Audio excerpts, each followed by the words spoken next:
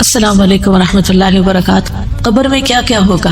हम सब अपने फ्यूचर हाउस के बारे में इमेजिन करें कि हम उसको किस तरह तैयार कर रहे हैं। लड़कियों के लिए तो ये बात समझना मुश्किल नहीं, क्योंकि हर लड़की शादी के ख्वाब देखती है और फिर शादी के बाद अगला घर और नया घर बनाने का सोचती है और उसकी सफाई सुथराई और डेकोरेशन और उसके लिए बहुत सारी मेहनत। लेकिन याद रखिए कि सिर्फ शादी के बाद अगला घर नहीं होता, उससे अगला घर जो है, जो मौत के बाद हम सबको मिलने वाला है, वो भी एक घर है। उसकी तरफ भी हमें तवज्जो करनी चाहिए और उसके भी ख्वाब देखने चाहिए कि वो कैसा होगा। क्योंकि दुनिया के घर में तो हम ज्यादा से ज्यादा कितना जी सकते हैं, चंद साल, लेकिन कब्र में मालूम नहीं सैकड़ों साल रहना है या हजारों साल रहना है, अल्लाह आलम। अगर वो घर उम्दा है तो राहत और आराम है, और अगर वो घर खराब है तो फिर कोई फरियादी फरियाद सुनने वाला नहीं। दुनिया में किसी अस्पताल में अगर कोई बीमार कराहता है तो बहुत सारे डॉक्टर और नर्सेज उसके इलाज के लिए आगे बढ़ते हैं, उसको सुकून बख्शते हैं। लेकिन कब्र में कौन आएगा? कोई भी नहीं। वहाँ सिर्फ हमारा अमल साथ होगा। तो आइए देखते हैं कि कब्र में नेमतें कौन कौन सी होगी। जन्नत का बिस्तर और लिबास का मिलना। और ये नेमतें किसके लिए होगी? जो सवालों का सही जवाब देगा। सैयदना बराए इब्न आज़िब रसूलुल्लाह सल्लल्लाहु अलैहि वसल्लम से रिवायत करते हैं, तो आसमान से एक पुकारने वाला पुकारता है, यानी अल्लाह ताला, कि मेरे बंदे ने सच कहा, बस इसके लिए जन्नत का बिस्तर बिछा दो, इसके लिए जन्नत की तरफ एक दरवाजा खोल दो और इसे जन्नत के कपड़े पहना दो। आप सल्लल्लाहु अलैहि वसल्लम ने फरमाया, फिर उसके पास जन्नत की राहत, रिस्क और खुशबू आती है। कब्र में क्या आता है? जन्नत की राहत, रिस्क और खुशबू। और फरमाया उसके लिए उसकी कब्र को ताहद निगाह कुशादा कर दिया जाता है, जन्नत का दरवाजा खोला जाना।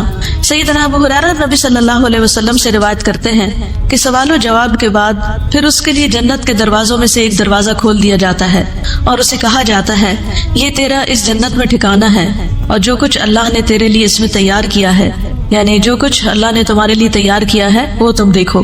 तो उसकी खुशी और सुरूर में इजाफा हो जाता है। ये खुशकिस्मत लोग हैं, अल्लाह ताला हमें भी उनमें शामिल कर ले कि जो वहाँ पर अपने टेस्ट में कामयाब होकर खुश होंगे। जैसे आज आप सर्टिफिकेट लेकर खुश होंगे इंशाअल्लाह कि आपकी कोशिशें काबिल कदर ठहरी। तो असल सर्टिफिकेट वो है जो कब्र में मिलेगा, जो वहाँ कामयाब हो गया वो असल कामयाब है। फिर उसके लिए जहन्नम के दरवाजों में से एक दरवाजा खोला जाता है और उसे कहा जाता है, अगर तूने इसकी नाफरमानी की होती तो ये तेरा ठिकाना होता, और जो कुछ अल्लाह ने इसमें तेरे लिए तैयार किया हुआ है, तो उसकी खुशी और सुरूर में इजाफा हो जाता है कि शुक्र अल्लाह ने मुझे आग से बचा लिया। सुबह शाम जन्नत का ठिकाना दिखाया जाता है। जैसे बेडरूम के अंदर टेलीविजन में लोग तरह तरह के मनाजिर देखते हैं, नेचुरल ब्यूटी देखते हैं या और खूबसूरत चीजें देखते हैं, तो बैठे बैठे अपने बेडरूम में ही खुश हो रहे होते हैं। तो इसी तरह कब्र में लेटे हुए जब अहले जन्नत, यानी जिनको इंशाअल्लाह कामयाबी नसीब होगी, वो जन्नत का अपना ठिकाना देखते हैं तो उसको देखकर खुश होते रहते हैं। सैयदना इब्ने उमर से रिवायत है कि रसूलुल्लाह सल्लल्लाहु अलैहि वसल्लम ने फरमाया, बेशक जब तुम में से कोई मर जाता है तो सुबह शाम उसका ठिकाना उस पर पेश किया जाता है। अगर वो जन्नत वालों में से है तो जन्नत वालों का मकाम, और अगर दोज़ख वालों में से है तो दोज़ख वालों का मकाम उसे दिखाया जाता है और उससे कहा जाता है, ये है तेरा ठिकाना, जब तक कि अल्लाह क़यामत के दिन तुझे उठाकर इस जगह न पहुंचा दे, यहाँ जाने वाला है, तो ये है तेरा घर, ये है तेरा घर। बार बार उसके मनाजिर दिखाए जाते हैं। अपना ठिकाना देखकर अल्लाह का शुक्र अदा करना। सैयदना अबू हुरैरा से रिवायत है, उन्होंने कहा कि रसूलुल्लाह सल्लल्लाहु अलैहि वसल्लम ने फरमाया, हर जन्नती को जहन्नम में उसका ठिकाना दिखाया जाता है और वो कहता है, अगर अल्लाह ने मुझे हिदायत न दी होती तो मैं यहाँ होता। इस हिदायत पर कितना अल्लाह का शुक्र अदा करना चाहिए, और ये बात उसके लिए शुक्र का बायस बन जाती है।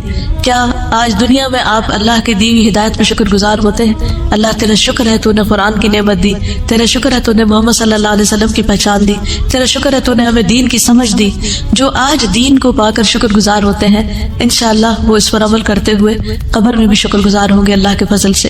कब्र का 70 हाथ कुशादा और सरसब्ज कर दिया जाना। बतादा कहते हैं कि हमें ये बात बताई गई कि उसके लिए उसकी कब्र 70 हाथ कुशादा कर दी जाती है और उसको इस दिन तक सब्जे और खुशहाली से भर दिया जाता है जब वो लोग उठाए जाएंगे। यानी कब्र के अंदर भी एक सब्जा होता है और क़यामत तक उसकी कब्र के अंदर यही रहता है। कब्र में 14वें के चांद की रोशनी होना।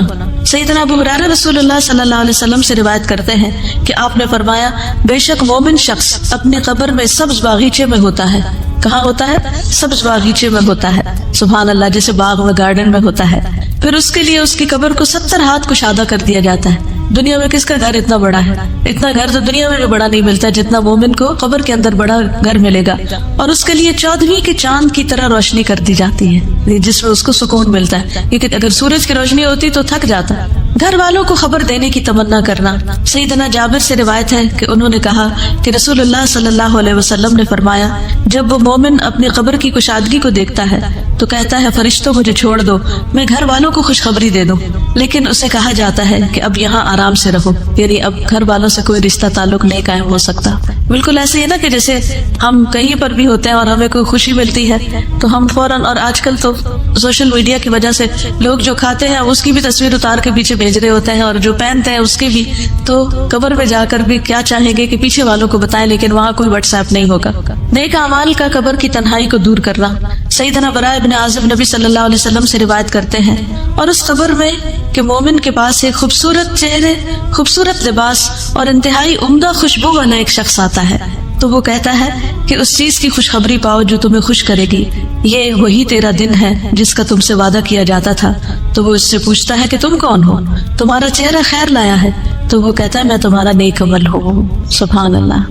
قبر میں کوئی ساتھ نہیں جائے گا لیکن نیک عمل ساتھ ہوگا۔ ہم سب اپنے قرآن پڑھنے کو دیکھیں، نمازوں کو دیکھیں، دعاؤں کو دیکھیں، لوگوں کے ساتھ خیر و بھلائی اور احسان کے کاموں کو دیکھیں کہ ہم کیا کیا کر رہے ہیں۔ اس پر وہ کہتا ہے اے میرے رب، قیامت ابھی قائم کر دے۔ ابھی تو ڈر لگتا ہے نا کہ قیامت نہ آ جائے کہیں، تو وہ کہے گا ابھی قیامت قائم کر دے تاکہ میں اپنے اہل خانہ اور اپنے مال کی طرف واپس لوٹ جاؤں، تاکہ جا کے ان سے ملوں۔ یہ انسان کے اندر قدرتی ایک اٹریکشن ہوتی ہے اپنے گھر والوں سے ملنے کی۔ انسان دنیا میں کہیں بھی سیر و تفریح کر کے آئے، لیکن جو مزہ اور لطف اس کو اپنوں کے اندر آتا ہے وہ کہیں نہیں آتا، تو وہاں بھی وہ کیا چاہے گا کہ میں اپنی اس خوشی کو اپنے گھر والوں کے ساتھ شیئر کروں۔ اور ایک روایت میں ہے اس کے پاس متشکل ہو کر، یہ شکل بنا کر ایک ایسا آدمی آتا ہے جس کا چہرہ انتہائی خوبصورت، کپڑے انتہائی خوبصورت، خوشبو بہت اچھی ہوتی ہے۔ آپ دیکھیں کہ کسی بھی ایسے شخص کی کمپنی میں آپ کا دل کتنا خوش ہو جاتا ہے۔ وہ کہتا ہے تو خوشخبری پا اس چیز کی جو تجھے خوش کرے، خوشخبری پا لے اللہ کی رضامندی اور باغات کی جن میں ہمیشہ کی نعمتیں ہیں، یہ تیرا وہ دن ہے جس کا تجھ سے وعدہ کیا جاتا تھا۔ تو وہ فوت شدہ شخص اس سے کہتا ہے تجھے بھی اللہ خیر کی بشارت دے، تو کون ہے؟ تیرا چہرہ خیر لایا ہے۔ تو وہ کہتا ہے کہ میں تیرا نیک عمل ہوں، اللہ کی قسم جو کچھ میں جانتا ہوں وہ یہ ہے کہ تو اللہ کی اطاعت میں بڑی جلدی کرتا تھا، یعنی نیکی کے کاموں میں آگے آگے ہوتا تھا، اور اللہ کی نافرمانی میں بہت ہی سست تھا، یعنی پیچھے ہوتا تھا، جھجکتا تھا، ڈرتا تھا۔ اللہ تجھے بہترین بدلہ دے۔ تو ہم اپنی قبر میں کیا چاہتے ہیں اس کے مطابق اپنے دنیا کے عمل درست کر لیں۔ صدقہ کا قبر کی آگ بجھانا۔ سیدنا عقبہ بن عامر سے روایت ہے، انہوں نے کہا کہ رسول اللہ صلی اللہ علیہ وسلم نے فرمایا، بے شک صدقہ کرنے والوں کی قبروں سے حرارت بجھاتا ہے۔ قبروں کی آگ اور گرمی صدقے سے بجھتی ہے، اور مومن روز قیامت اپنے صدقے کے سائے میں ہوگا۔ مومن قیامت کے دن صدقے کے سائے میں ہوگا، اس لیے چاہے ایک کھجور کا آدھا ٹکڑا ہی کیوں نہ اللہ کے راہ میں دے، دینے والے بنے، ہمیشہ دینے پر حرص رکھے، اور یاد رکھیے دینے والوں کو ملتا ہے، جو دیتا ہے اللہ تعالیٰ اس کو اس سے بھی زیادہ لوٹاتا ہے۔ اور قسم کھا کر یہ بات کہی گئی کہ صدقہ کرنے سے مال کبھی کم نہیں ہوتا۔ سیدنا ابو ہریرہ سے روایت ہے کہ رسول اللہ صلی اللہ علیہ وسلم نے فرمایا، اس میت کے لیے اس کی قبر کی لمبائی اور چوڑائی میں 70 ہاتھ فراخ کر دی جاتی، کھلی کر دی جاتی ہے، پھر اس کے لیے اس میں روشنی کر دی جاتی ہے، پھر اسے کہا جاتا ہے کہ سو جاؤ، تو وہ کہتا ہے میں اپنے گھر والوں کی طرف لوٹ جاؤں تاکہ میں انہیں خبر دے دوں، تو وہ دونوں کہتے ہیں اس دلہن کی طرح سو جاؤ جسے کوئی نہیں جگاتا مگر وہ جو اس کو سب سے زیادہ پیارا ہوتا ہے، یہاں تک کہ اللہ اسے اس کی اس خوابگاہ سے اٹھائے گا، یعنی قیامت کے دن پھر وہ آرام سے اس نیند سے اٹھے گا۔ کتنی خوبصورت قبر ہے نیک عمل کرنے والوں کی۔ روح کا سبز پرندوں میں ڈالا جانا۔ سیدنا ابو ہریرہ نبی صلی اللہ علیہ وسلم سے روایت کرتے ہیں، جسم کو اسی طرح لوٹا دیا جاتا ہے جیسے اس کی ابتدا ہوئی تھی، اور اس کی روح کو ایک پاکیزہ جسم میں ڈال دیا جاتا ہے جو کہ پرندے ہیں جو جنت کے درختوں کے ساتھ لٹکے ہوتے ہیں، یعنی یہ شہیدوں کا انجام ہے۔ شہداء کو گھر اور رزق ملنا۔ سیدنا ابن عباس سے روایت ہے، انہوں نے کہا کہ رسول اللہ صلی اللہ علیہ وسلم نے فرمایا، شہداء جنت کے دروازے پر موجود ایک نہر کے کنارے پر سبز رنگ کے خیمے میں رہتے ہیں، ان کی طرف ان کا رزق جنت سے صبح شام آتا ہے۔ سبحان اللہ۔ जन्नत का खाना। एक अंसारी सहाबी से रिवायत है कि एक मरतबा हम लोग रसूलुल्लाह सल्लल्लाहु अलैहि वसल्लम के हमरा एक अंसारी के जनाजे में निकले और मैं उस वक्त नौउम्र था और अपने वालिद के साथ था। तो रसूलुल्लाह सल्लल्लाहु अलैहि वसल्लम कब्र के गड्ढे के किनारे बैठ गए और कब्र खोदने वाले को तलकीन करने लगे कि सर की जानिब से इसे कुशादा करो और दोनों पाँव की तरफ से कुशादा करो, अलबत्ता उसके लिए जन्नत में अंगूर के बहुत से खोशे हैं। यानी नबी सल्लल्लाहु अलैहि वसल्लम ने उसके दफनाने से पहले ही उसके लिए खुशखबरी दे दी। शहदा की खुसूसी मेहमान नवाजी। सैयदना मसरूक से रिवायत है, उन्होंने कहा कि हमने अब्दुल्लाह बिन मसूद से इस आयत के बारे में सवाल किया, और जिन्हें अल्लाह के रास्ते में कत्ल किया जाए उन्हें मुर्दा गुमान न करो बल्कि वो जिंदा हैं, अपने रब के पास से रिस्क दिए जाते हैं। तो उन्होंने कहा हम भी रसूलुल्लाह सल्लल्लाहु अलैहि वसल्लम से इस बारे में सवाल कर चुके हैं। तो आप सल्लल्लाहु अलैहि वसल्लम ने फरमाया उनकी रूहें सब्ज परिंदों के पेट में होती हैं, उनके लिए ऐसी कंदीलें हैं जो अर्श के साथ लटकी हुई हैं, और वो रूहें जन्नत में जहाँ चाहे खाती और फिरती रहती हैं, फिर उन कंदीलों में वापस आ जाती हैं, यानी जहाँ से जाती हैं। उनका रब उनकी तरफ झांक कर देखता है और फरमाता है क्या तुम्हें किसी चीज की ख्वाहिश है? वो अर्ज करते हैं हम किस चीज की ख्वाहिश करें, हालांकि हम जहाँ चाहते हैं जन्नत में खाते फिरते हैं। अल्लाह ताला उनसे इस तरह 3 मरतबा फरमाता है। फिर जब वो देखते हैं कि उन्हें कोई चीज मांगे बगैर छोड़ा नहीं जाएगा तो वो अर्ज करते हैं ऐ रब, हम चाहते हैं कि तू हमारी रूहें हमारी जिस्मों में लौटा दे, यहाँ तक कि हम तेरे रास्ते में एक मरतबा फिर कत्ल किए जाएं। फिर जब अल्लाह देखता है कि उन्हें अब कोई जरूरत नहीं तो उन्हें छोड़ दिया जाता है। यानी अल्लाह ताला उनकी इतनी केयर करते हैं। नेक अमाल का सवाब पहुँचते रहना, 3 किस्म के अमाल का सिलसिला जारी रहना। सैयदना अबू हुरैरा से रिवायत है कि रसूलुल्लाह सल्लल्लाहु अलैहि वसल्लम ने फरमाया जब इंसान फौत हो जाता है तो 3 अमाल के सिवा उसके तमाम अमाल का सिलसिला मुनक़ते हो जाता है। सदका जारिया, या वो इल्म जिससे नफा उठाया जाता रहे, या नेक औलाद जो उस मैयत के लिए दुआ करती है, ये मरने के बाद भी नेकियों में इजाफे का सबब बनते हैं। औलाद की दुआ से दर्जात बुलंद होना। सैयदना अबू हुरैरा से रिवायत है, उन्होंने कहा कि रसूलुल्लाह सल्लल्लाहु अलैहि वसल्लम ने फरमाया बेशक अल्लाह अज़्ज़ा व जल्ला जन्नत में नेक आदमी का दर्जा बुलंद फरमाएंगे तो वो अर्ज करेगा ऐ रब, ये दर्जा मुझे कैसे हासिल हुआ? अल्लाह ताला फरमाएंगे तेरी औलाद का तेरे लिए इस्तिग़फ़ार करने की वजह से। तो हम सबको अपने वालिदैन के लिए जो फौत हो चुके हैं बख्शिश की दुआ करनी चाहिए। एक दफा मैं दुआ करती हूँ, मैं अपने वालिद की नियत करती हूँ, आप सब अपने अपने वालिदैन की जो दुनिया से जा चुके हैं या दादा दादी जो भी, उनके लिए नियत कर लीजिए। अल्लाहुम्मा अग़फ़िर लहू वरहमहू वआफ़िही वअफ़ु अन्हु वअक्रिम नुज़ुलहू ववस्सिअ मुदख़लहू वग़सिलहू बिल्माइ वस्सल्जि वलबरद वनक़्क़िही मिनल ख़ताया कमा युनक़्क़ा अथ-थौबुल अबयदु मिनद-दनस। अल्लाहुम्मा अब्दिलहु दारन ख़ैरन मिन दारिही व अहलन ख़ैरन मिन अहलिही व ज़ौजन ख़ैरन मिन ज़ौजिही।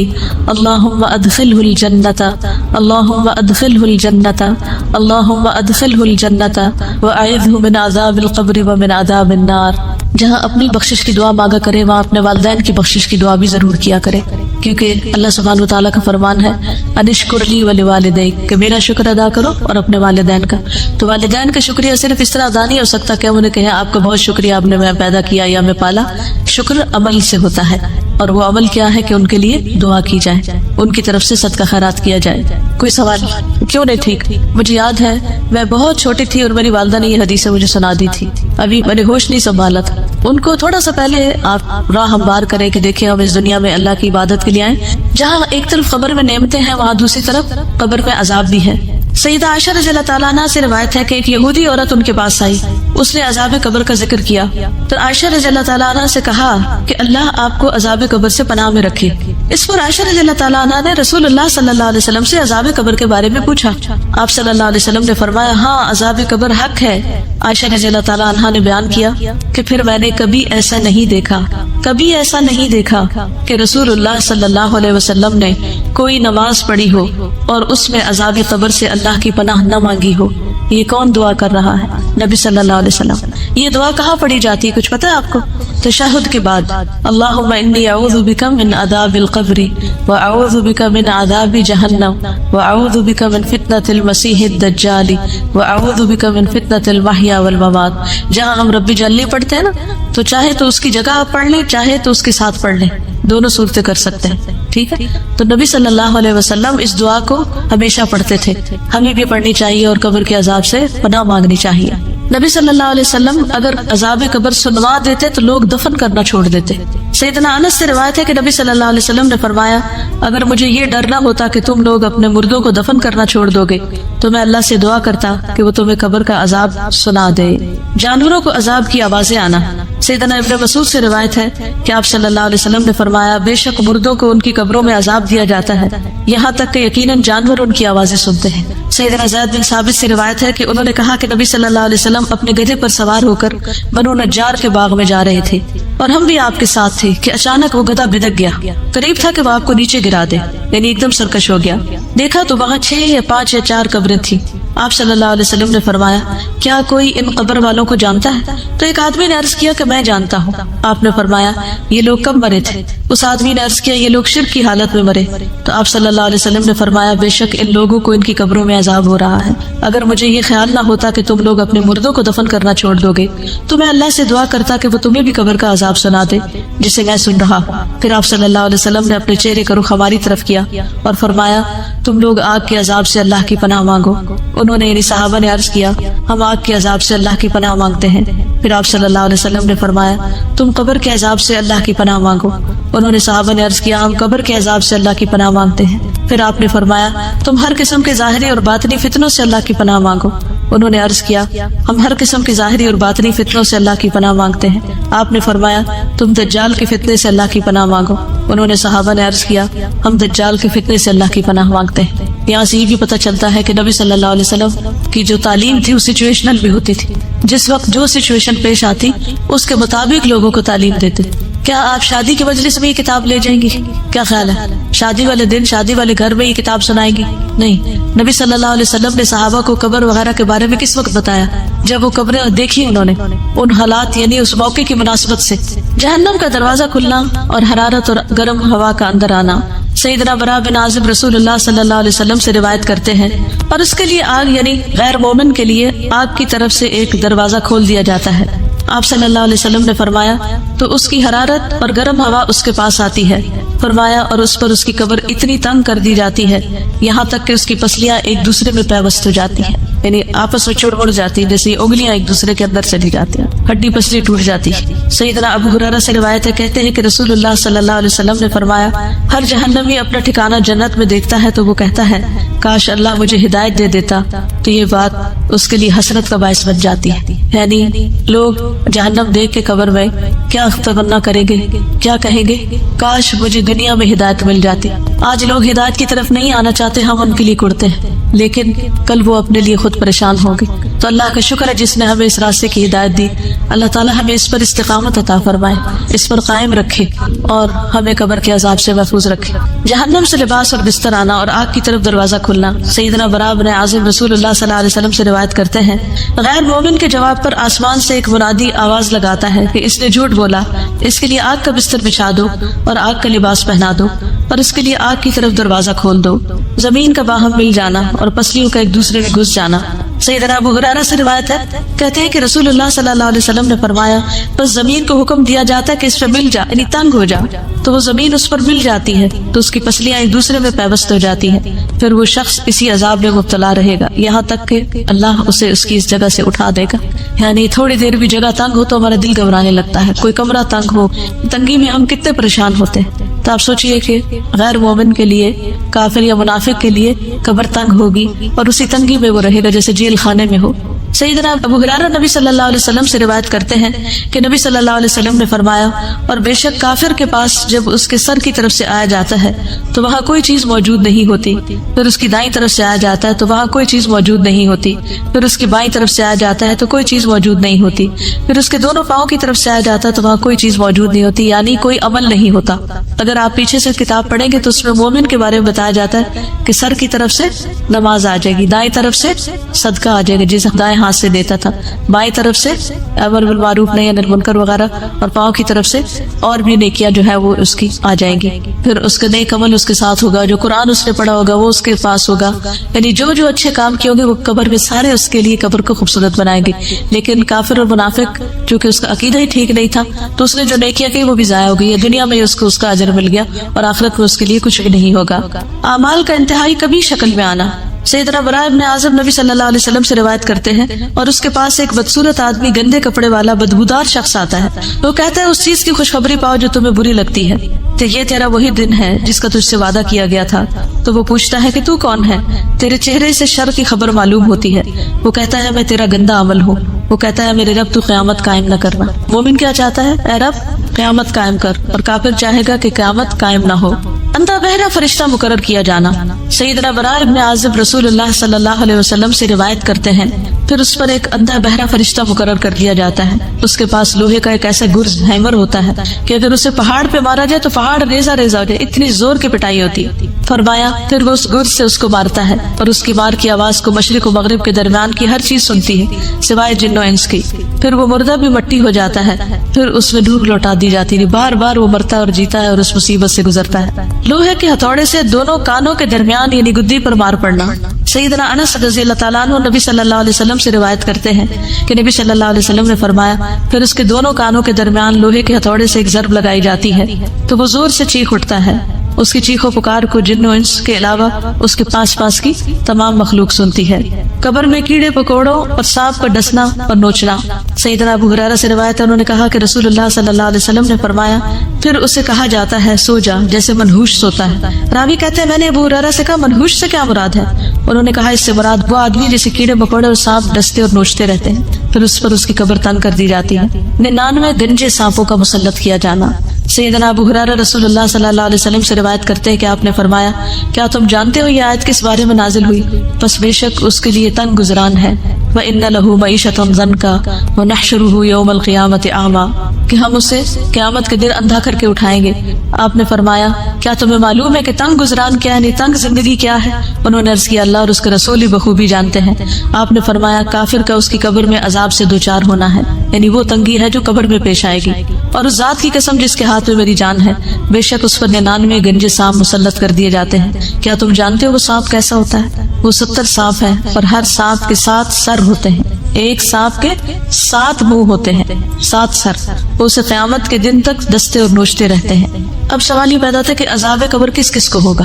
ایک کافر منافق تو ہو ہی گیا، اس کے علاوہ کفر اور نفاق میں مبتلا لوگ. قال اللہ تعالی فی القرآن الکریم عن فرعون النار یعرضون علیہا غدوا وعشیا ویوم تقوم الساعة ادخلوا آل فرعون اشد العذاب.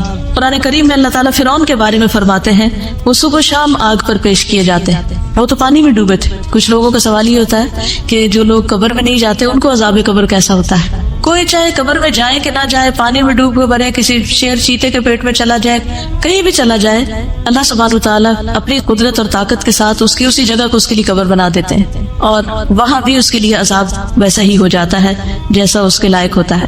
تو آل فرعون صبح شام آگ پر پیش کی جاتی ہے اور جس دن قیامت قائم ہوگی تو حکم ہوگا آل فرعون کو سخت ترین عذاب میں داخل کر دو، یعنی آخرت کا عذاب اور بھی شدید ہے. وقال فی المنافقین فکیف اذا توفتهم الملائکۃ یضربون وجوہہم وادبارہم ذلک بانہم اتبعوا ما اسخط اللہ وکرہوا رضوانہ فاحبط اعمالہم. اور منافقین کے بارے میں فرماتے ہیں پھر اس وقت ان کا حال کیا ہوگا جب فرشتے ان کی روح قبض کریں گے تو ان کے چہروں اور پشتوں پر مار رہے ہوں گے، یہ اس لیے کہ وہ ایسی بات کے پیچھے لگ گئے جس نے اللہ کو ناراض کر دیا اور اس کی رضا کی راہ اختیار کرنے کو پسند نہ کیا تو اس اللہ نے ان کے سب اعمال ضائع کر دیے. یعنی موت کے وقت بھی فرشتے مارتے ہیں. کبھی کسی نے دیکھا موت کے وقت مار پڑتی دیکھی کسی نے؟ ہماری آنکھیں نہیں دیکھتی لیکن قرآن ہمیں بتاتا ہے کہ ایسا ہوتا ہے. تو یہ علم غیب سے تعلق رکھتا ہے. قبر کا عذاب کس سے تعلق رکھتا ہے؟ علم غیب سے. یعنی جب ایک انسان مر جاتا ہے نا تو دنیا سے اس کا رشتہ ختم ہو جاتا ہے. پھر قبر میں کیا ہوتا ہے وہ وہی جانتا ہے، ہم نہیں جان سکتے. ہم اگر قبر کھود کے بھی دیکھیں تو ہمیں نظر نہیں آئے گا کچھ. کبھی کبھی ایسے ہوتا ہے کہ اللہ سبحانہ وتعالیٰ دنیا میں بھی ایسی کچھ نشانیاں دکھا دیتا ہے. میں نے ایک ویڈیو کلپ دیکھا تھا کہ کسی ملک میں ایک میت کو دفن کر رہے اور قبر کھود رہے اور اس میں بار بار سانپ آ رہا ہے. میں نے اپنی آنکھوں سے دیکھا کہ وہ مختلف طریقوں سے سانپ کو نکالنے کی کوشش کرتے ہیں، ہٹانے کی، رخ موڑنے کی، لیکن وہ سانپ باز نہیں آتا. آخر تنگ آ کر وہ لوگ میت کو جب نیچے اتارتے ہیں تو وہ اس کے کفن کے اندر گھس جاتا سانپ. یہ نشانیاں کبھی کبھی اللہ سبحانہ وتعالیٰ دکھا دیتے ہیں تاکہ لوگوں کو یقین آ جائے، ورنہ ہمارے لیے تو قرآن اور سنت ہی کافی ہے، سچے نبی کی سچی باتیں ہی کافی ہیں کہ ہم ان پر یقین کریں. کسی انسان کی بات یا کسی ویڈیو کلپ کی تو بات ہی دوسری لکھی جا سکتی ہے تاکہ لوگ عبرت پکڑے. سیدنا ابو ایوب سے روایت ہے، وہ کہتے ہیں کہ رسول اللہ صلی اللہ علیہ وسلم سورج غروب ہونے کے بعد باہر نکلے تو آپ نے کچھ آواز سنی تو آپ نے فرمایا یہودیوں کو ان کی قبروں میں عذاب ہو رہا ہے. یعنی آپ صلی اللہ علیہ وسلم کو بھی اللہ سبحانہ وتعالیٰ ایسی باتیں سنوا دیتے تھے. کیونکہ آپ ہمیں پھر علم یقینی کے ساتھ خبر دیتے تھے۔ ظلم کرنے والا، اللہ تعالیٰ نے فرمایا اور کاش آپ ظالموں کو دیکھیں جب وہ موت کی سختیوں میں مبتلا ہوتے ہیں۔ اللہ اکبر، اللہ ہمیں بچائے۔ اور فرشتے ان کی طرف اپنے ہاتھ پھیلائے ہوئے ہوتے ہیں اور کہتے ہیں لاؤ اپنی جانیں نکالو، آج تم ذلت کے عذاب کا بدلہ دیے جاؤ گے، اس وجہ سے کہ تم اللہ پر ناحق باتیں کہتے تھے اور تم اس کی آیات سے تکبر کرتے تھے۔ چغل خور اور پیشاب کی چھینٹوں سے نہ بچنے والا، سیدنا ابن عباس سے روایت ہے کہ نبی صلی اللہ علیہ وسلم 2 قبروں کے پاس سے گزرے تو آپ نے فرمایا ان 2 قبر والوں کو عذاب دیا جا رہا ہے اور ان دونوں کو کسی بڑی بات پر عذاب نہیں دیا جا رہا۔ پھر آپ نے فرمایا کیوں نہیں، بڑی بات ہی ہے۔ ان میں سے ایک شخص تو چغل خوری میں دوڑ دھوپ کیا کرتا تھا، یعنی ادھر کی بات ادھر لگا، ادھر کی شکایت ادھر، ادھر کی ادھر، لوگوں کی بری باتیں اور غیبتیں آگے سے آگے پہنچاتا تھا، یعنی ہر وقت اس کی گفتگو میں دوسروں کی برائیاں شامل تھی۔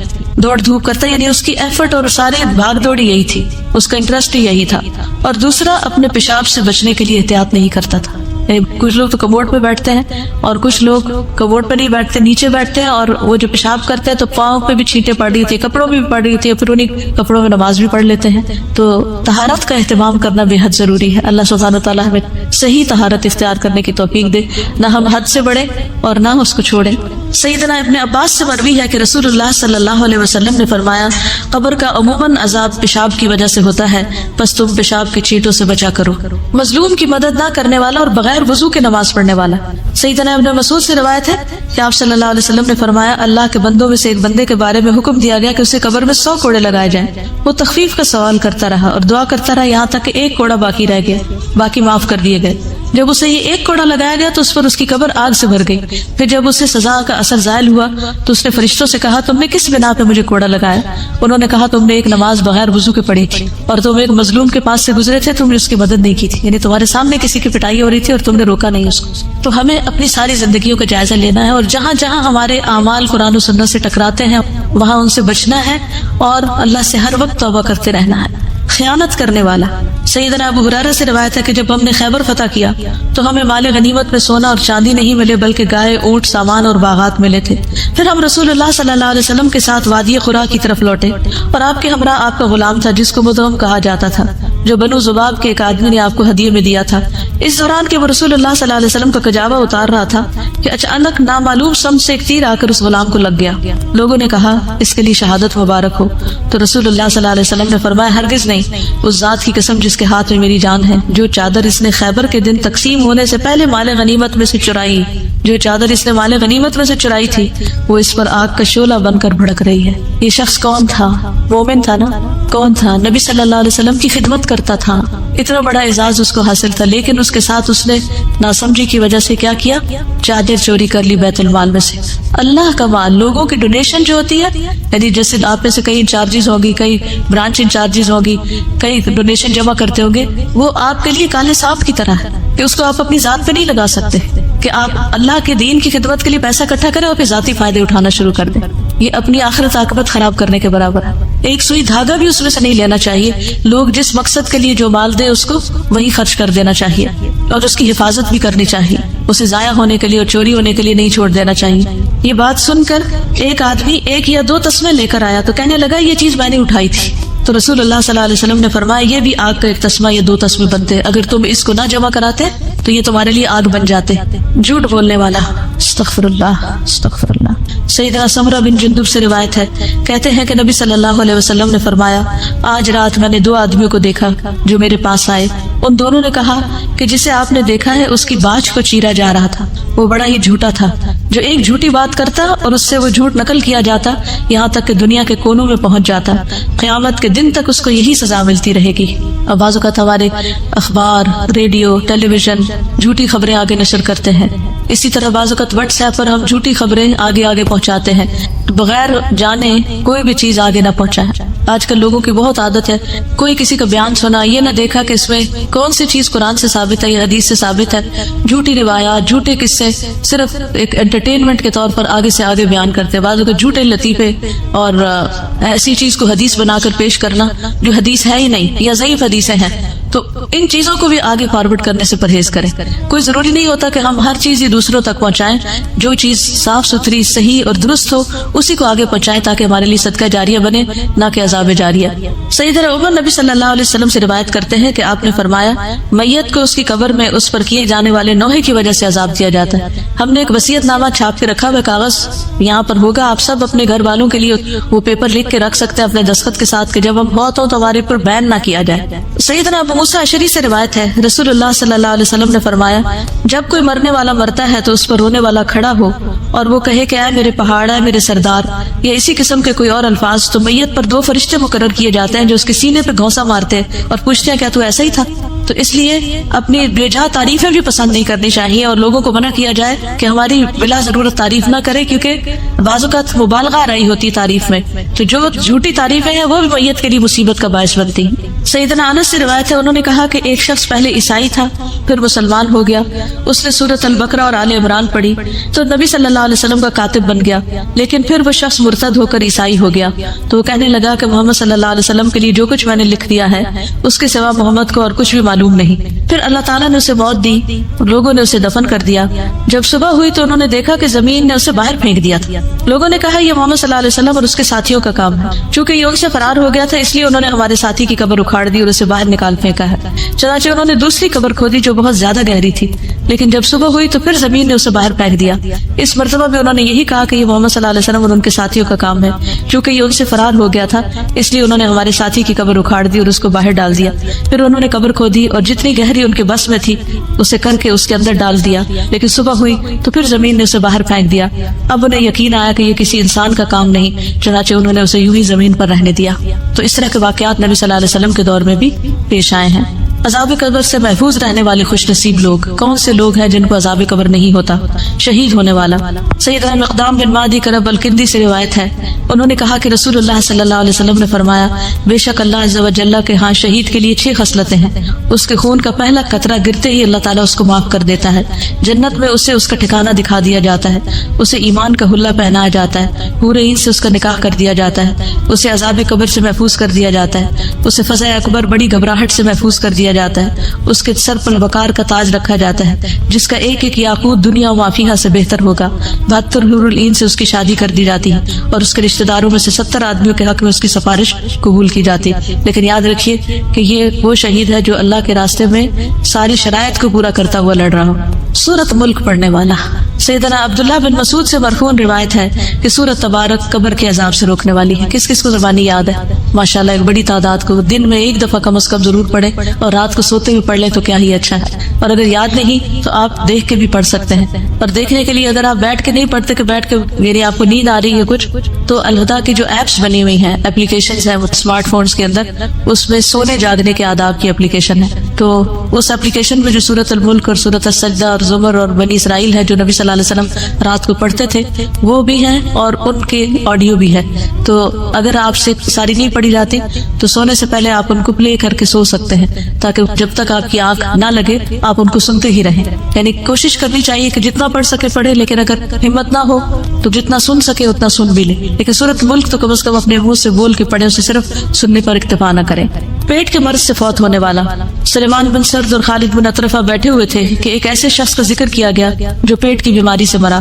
تو ان میں سے ایک نے دوسرے سے کہا کیا تم نے یہ بات نہیں سنی یا تمہیں یہ بات نہیں پہنچی کہ رسول اللہ صلی اللہ علیہ وسلم نے فرمایا جو شخص پیٹ کی بیماری میں مبتلا ہو کر مرے اسے ہرگز عذاب قبر نہیں ہوگا. دوسرے نے کہا کیوں نہیں. یعنی یہ بھی ایک اچھی علامت ہے. سرحد کی حفاظت کرنے والا. سیدنا سلیمان نبی صلی اللہ علیہ وسلم سے روایت کرتے ہیں کہ آپ نے فرمایا ایک دن اور ایک رات سرحد پر پہرا دینا 1 مہینے کے روزوں اور اس کے قیام سے افضل ہے. ایسا روزے دار جو افطار نہیں کرتا اور ایسا قیام کرنے والا جو تھکتا نہیں. اور اگر وہ اللہ کی راہ میں سرحد کی حفاظت کرتے ہوئے فوت ہو جائے تو اس کے اچھے عمل اس پر جاری رکھے جائیں گے یہاں تک کہ وہ دوبارہ اٹھایا جائے اور وہ قبر کے عذاب سے بچا لیا جاتا ہے.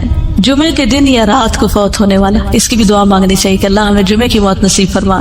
سیدنا عبداللہ ابن عمر سے روایت ہے انہوں نے کہا کہ رسول اللہ صلی اللہ علیہ وسلم نے فرمایا جو مسلمان جمعے کے دن یا جمعے کی رات کو فوت ہو جائے گا اللہ اسے قبر کی آزمائش سے بچا لے گا.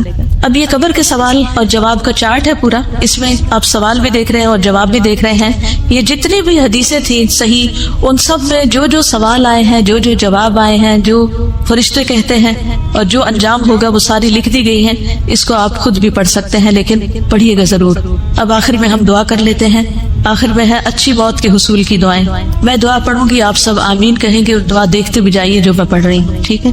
سبحان اللہ والحمد للہ ولا الہ الا اللہ واللہ اکبر ولا حول ولا قوة الا باللہ العلی العظیم فاطر السماوات والارض انت ولی فی الدنیا والآخرہ توفنی مسلما والحقنی بالصالحین ربنا افرغ علینا صبرا وتوفنا مسلمین ربنا فاغفر لنا ذنوبنا وکفر عنا سیئاتنا وتوفنا مع الابرار رب هب لي حکما والحقنی بالصالحین اللہم توفنا مسلمین واحینا مسلمین والحقنا بالصالحین غیر خزایا ولا مفتونین اللہم ارزقنی شہادتا فی سبیلک واجعل موتی فی بلد رسولک صلی اللہ علیہ وسلم اللہم بعلمک الغیب وقدرتک علی الخلق احینی ما علمت الحیاة خیرا لی وتوفنی اذا علمت الوفاة خیرا لی اللہم اصلح لی دینی الذی هو عصمت امری واصلح لی دنیای التي فیہا معاشی واصلح لی آخرتی التي فیہا معادی واجعل الحیاة زیادة لی فی کل خیر واجعل الموت راحة لی من کل شر۔ اے اللہ بے شک میں تیری پناہ لیتا ہوں مکان کے نیچے دب کر مرنے سے، اور میں تیری پناہ لیتا ہوں اوپر سے نیچے گر کر ہلاک ہونے سے، اور میں تیری پناہ لیتا ہوں ڈوب کر مرنے سے اور جلنے سے اور آزاد بوڑھا ہو جانے سے، اور میں تیری پناہ لیتا ہوں اس سے کہ شیطان مجھے موت کے وقت بدحواس کر دے، اور اس بات سے تیری پناہ لیتا ہوں کہ میں تیرے راستے میں پیٹ پھیر کر مروں، اور اس بات سے تیری پناہ لیتا ہوں کہ زہریلے جانور کے ڈسنے سے میں مر جاؤں۔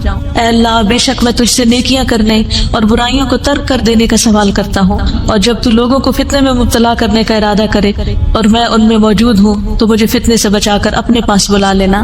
عذاب قبر سے حفاظت کی دعائیں۔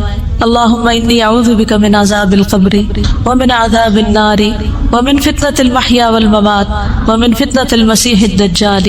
اے اللہ بے شک میں قبر کے عذاب سے، آگ کے عذاب سے، زندگی اور موت کے فتنے سے اور مسیح دجال کے فتنے سے تیری پناہ لیتا ہوں۔ اے اللہ بے شک میں کاہلی، شدید بڑھاپے، بزدلی، بخل، دجال کے فتنے اور قبر کے عذاب سے تیری پناہ لیتا ہوں۔ اے اللہ جبرائیل اور میکائیل کے رب اور اسرافیل کے رب، میں آگ کی تپش اور قبر کے عذاب سے تیری پناہ لیتا ہوں۔ اے اللہ یقیناً میں سستی سے، بہت زیادہ بڑھاپے سے، گناہ سے، قرض سے، قبر کی آزمائش سے، قبر کے عذاب سے، آگ کی آزمائش سے اور آگ کی عذاب سے تیری پناہ لیتا ہوں۔ اے اللہ یقیناً میں جہنم کے عذاب سے اور قبر کے عذاب سے اور زندگی اور موت کے فتنے سے اور مسیح دجال کے فتنے کے شر سے تیری پناہ لیتا ہوں۔ اے اللہ بے شک میں کفر، فقر اور قبر کے عذاب سے تیری پناہ لیتا ہوں۔ اے اللہ بے شک میں قبر کے عذاب اور قبر کی آزمائش سے تیری پناہ لیتا ہوں۔ صبح شام کی جو دعائیں ہیں ان میں بھی یہ دعا آتی ہے۔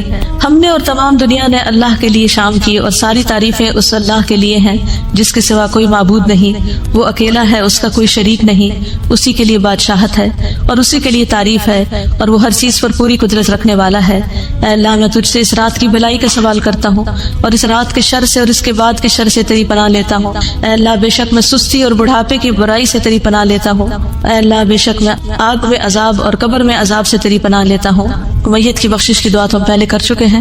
اے اللہ اس کو بخش دے، کسی بھی اپنے رشتہ دار کی بخشش کی دعا مانگے۔ اے اللہ اس کو بخش دے اور اس پر رحم فرما اور اسے عافیت عطا فرما اور اس سے درگزر فرما اور اس کی بہترین مہمان نوازی فرما اور اس کی قبر کو کشادہ فرما، اسے پانی، اولوں اور برف سے دھو دے اور اسے خطاؤں سے اسی طرح صاف کر دے جس طرح تو سفید کپڑے کو میل کچیل سے صاف کرتا ہے، اور اسے اس کے گھر کے بدلے بہتر گھر عطا فرما، اس کے گھر والوں سے بہتر گھر والے عطا فرما، اس کے زوج سے بہتر زوج عطا فرما، اسے جنت میں داخل فرما، اسے قبر کے عذاب سے اور آگ کے عذاب سے بچا لے۔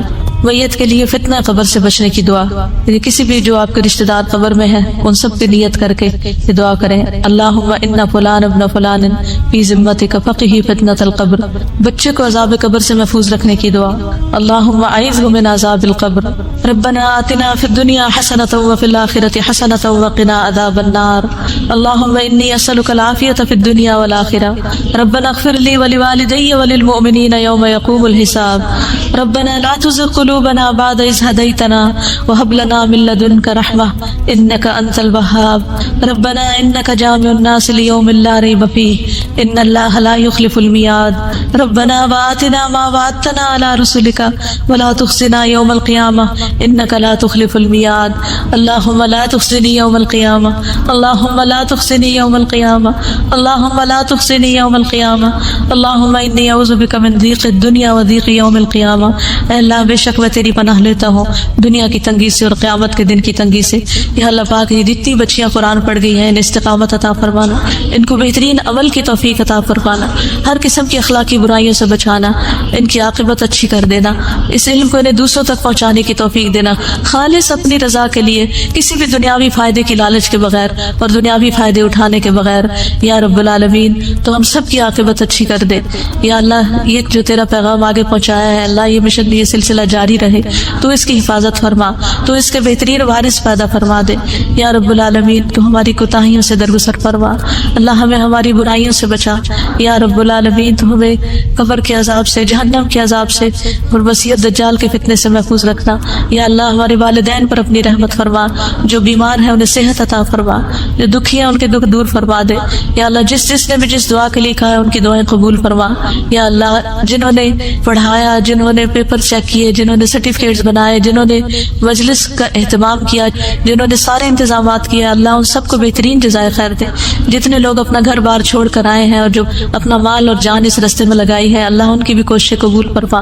یا اللہ ان کے خواب پورے فرما, جو بھی تیرے دین کی خدمت کرنا چاہتے ہیں ان کے لیے راستے آسان فرما دے. یا اللہ ہم سب کو صحت کاملہ عطا فرما. یا اللہ ہمیں بار بار ایسے موقع عطا فرما جہاں ہم اپنے ایمان کو زیادہ بہتر کر سکے. یا اللہ تو ہماری ساری خطاؤں سے درگزر فرما. اللہم اغفر لنا ما قدمنا وما اخرنا وما اسررنا وما اعلنا وما انت عالم به منا. ربنا تقبل منا انك انت السميع العليم وتب علينا انك انت التواب الرحيم. وصلى الله تعالى على خير خلقه محمد وعلى آله واصحابه واهل بيته اجمعين برحمتك يا ارحم الراحمين.